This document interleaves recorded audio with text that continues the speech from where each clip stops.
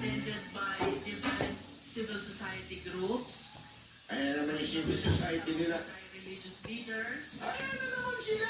victims. Nakulubit ang pati AGK. Ayaw! Rest Ayaw assured, talaga! ang House of Representatives, ang prosecution panel, naninindigan po. Tuloy ang laban para sa katotohanan, hustisya, at pananagutan. Maraming salamat. Sabi ni Bato, at saka sabi ni Batos, he was led by the Holy Spirit, which is itong nangyari na ito, yung remand. As a matter of fact, tinanong din si Escudero, tinanong siya, planado ba ito? Kasi ang nangyari, Mas nasaksakin. talagang somehow it was a movement of a mysterious hand. Yeah, parang ganon. To the people who do not believe in the Almighty.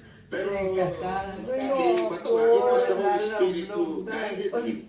At the same time, yan yung Umigsa, diba? saka. Sa matter of fact, ganda nga ng pagkasabi niya doon sa Jeremiah, yung kanyang quotation, for I have plans for you, not to harm you, di ba? Pero at the same time, sinabi niya, there is also a plan ang mga demonyo. So ang tanong, mga kababayan, ito ang matinding tanong dyan. Ito hubang nangyari na ito ay totoong galaw ng Diyos. Kasi hindi ito planado eh. Ang plano talaga is to push for the dismissal. Yun talaga ang plano na alam naman natin kung sino. Duterte Black. Diba? Yun ang plano nila. Dismiss na yan. Kasi that's illegal, that's blah blah blah, i-dismiss na yan. Oh. Pero again, through the wisdom of the Senator Cayetano, through the guidance of the Holy Spirit, siya po daw ay niremand na lang. Para at least talaga magkaisa ang mga senador. And lo and behold, Mayat. ang nagsabi ko, balik doon, ibang paliwanag sila. So, denied sila ng Holy Spirit. Kasi may Espiritu.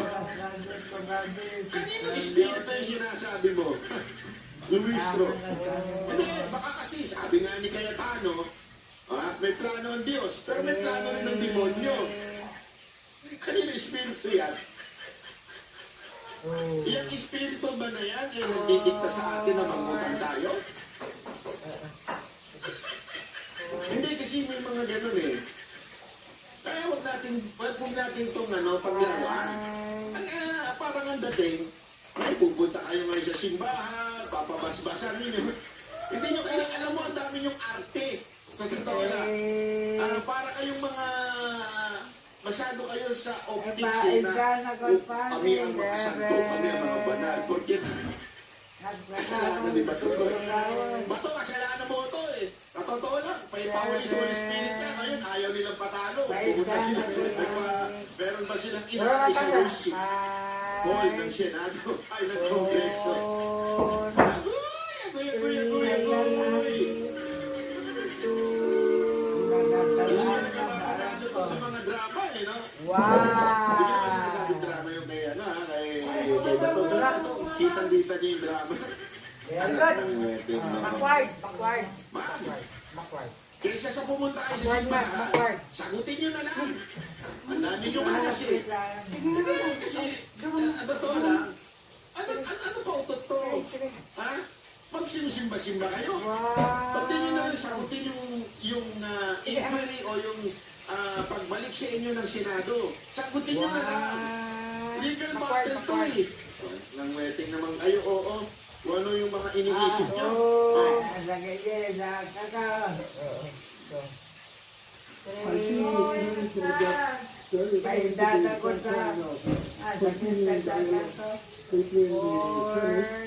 And its impeachment court as well as the House of Representatives.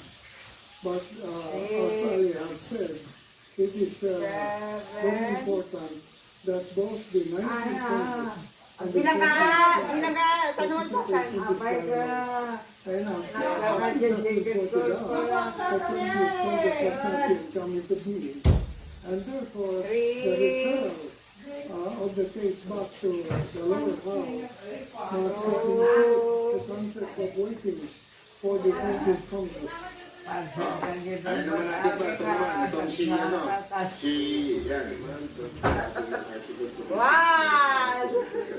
Ayun na.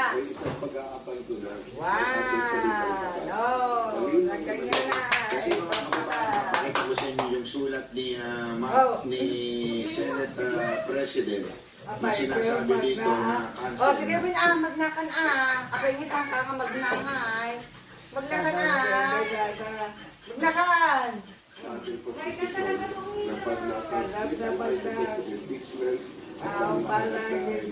One-third at least ng mga members ng House ay walang ibang dapat. Oh, sige nga ro ka. Ano ka nga ro doon? And ang sabihin ng Up, 1, 2, 3.